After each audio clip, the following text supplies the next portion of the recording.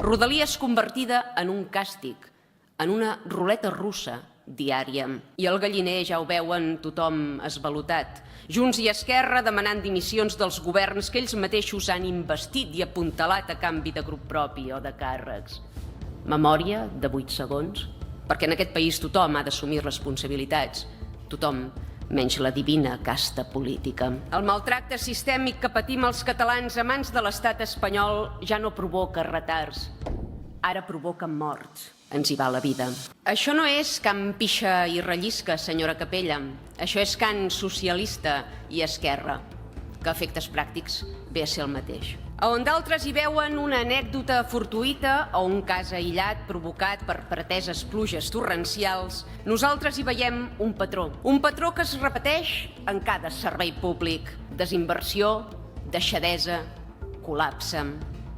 La sucursal del PSOE ens intentarà fer combregar amb rodes de molí, que si canvi climàtic, que si problema tècnic, però la realitat només és una. El maltracte sistèmic que patim els catalans a mans de l'estat espanyol ja no provoca retards, ara provoca morts. Infraestructures tercermundistes per a un país que genera riquesa al mateix ritme que Finlàndia o Dinamarca. La diferència entre ser estat o ser colònia. 400.000 persones depenen diàriament de Rodalies per poder fer la seva vida, arribar a la feina, a la universitat, a casa els avis. I el govern de tothom els ha premiat amb un servei interromput durant dies sencers, amb estacions saturades, amb trens anul·lats, amb retards estratosfèrics i amb la goixa d'intuir-se en risc. Atrapats tots en un caos surrealista on el servei cau minuts després de reiniciar-se. La desesperació dels usuaris és directament proporcional a la degradació de les nostres infraestructures. Entre els anys 2010 i 2023, les empreses estatals que gestionen el servei i la infraestructura, Adif i Renfe, van pressupostant més d'11.000 milions d'euros les inversions a la xarxa ferroviària catalana. Saben quants se'n van gastar realment? 5.600. Van estalviar la meitat del pressupost planificat. Els diners que havien de servir per fer el manteniment i modernitzar la nostra xarxa van desaparèixer com si res. Això sí, mentre la nostra nació s'esfumava en els calés, algunes comunitats autònomes espanyoles s'hi executava més del previst. Les ràtios d'execució a Catalunya mostren l'abast de la negligència. Tenim unes infraestructures abandonades, amb 69 punts de risc, 30 dels quals crítics. I volen responsabilitzar-ne els temporals i el canvi climàtic? El desfinançament brutal del que som víctimes ja no ens genera molèsties a nivell horari. Ara afecta greument la nostra seguretat. La no execució de milions d'euros any rere any equival a metres de via sense renovar, a la no implementació dels sistemes adients de seguretat, a la rebaixa en la qualitat dels subministraments.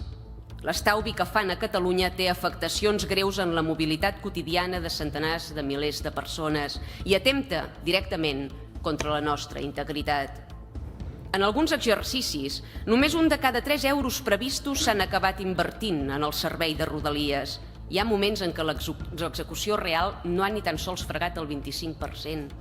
Despreniments, catenàries fallides, software que cau, robatoris de coure, un reguitzell infinit d'incidències, retards i cancel·lacions.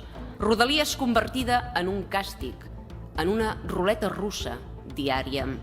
I el galliner ja ho veuen tothom esvalotat. Junts i Esquerra demanant dimissions dels governs que ells mateixos han investit i apuntalat a canvi de grup propi o de càrrecs. Memòria de 8 segons. Volien dimissions? Ja les tenen. El govern espanyol ha agafat un parell de directors operatius com a caps de turc i els ha liquidat. Perquè en aquest país tothom ha d'assumir responsabilitats. Tothom, menys la divina casta política. A Aliança Catalana no ens conformarem amb empreses mixtes amb majoria espanyola com ha fet Esquerra. Volem el traspàs de tot. Tota la gestió, tots els recursos, totes les competències. La degradació progressiva de cadascun dels serveis públics del país evidencia que la restitució de l'estat català ja no és una opció, és una necessitat vital. Literalment, ens hi va la vida.